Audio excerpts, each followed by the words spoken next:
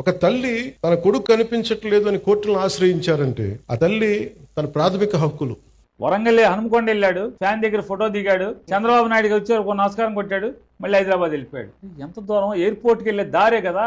ఆ తల్లి ఇంటి నుంచి వెళ్తున్నావు కదా, చంద్రబాబు నాయుడిని కలిసి ఎయిర్పోర్ట్కి వెళ్తాక ఆ తల్లి ఇంటి నుంచి వెళ్తున్నావు, ఆగి ఆ ఇంట్లోకి వెళ్ళాలి కదా.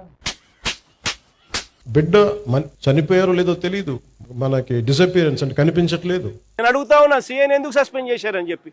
చంపేశాడనే కదా మీరు దానికి ఒప్పుకున్నారు కాబట్టే కదా ఈరోజు సీఎన్ సస్పెన్షన్ జరిగింది. దీనిని ఇందులో ఎక్కడా కూడా కులం లేదు. మీరు కులాల పరిధిలో నుంచి, మీరు కుల కోణాల నుంచి మటుకు క్రిమినల్స్ని చూడకండి. ఎవరైనా సరే కాస్ట్ క్రిమినల్కి కులం ఉండదు సార్.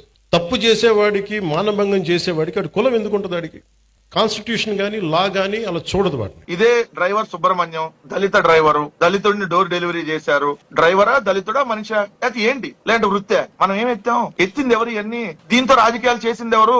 సుగాలి ప్రీతి, గిరిజన బిడ్డ సుగాలి ప్రీతి అనేటటువంటి అమ్మాయి అనాలి కదా. మనం గిరిజన అని ఎందుకు ఎత్తాం? మొన్నటికి మొన్న మా దాసరి రాము రెడ్డి వెనకాల రెడ్డి అని యాడ్ చేసింది ఎవరు? కులం పెట్టి. మరి మనం కులం గురించి మాట్లాడితే అసహ్యంగా లేదా? పతివ్రత పరమాణం వండితే తెల్లారిదాకా చల్లారలేదంట.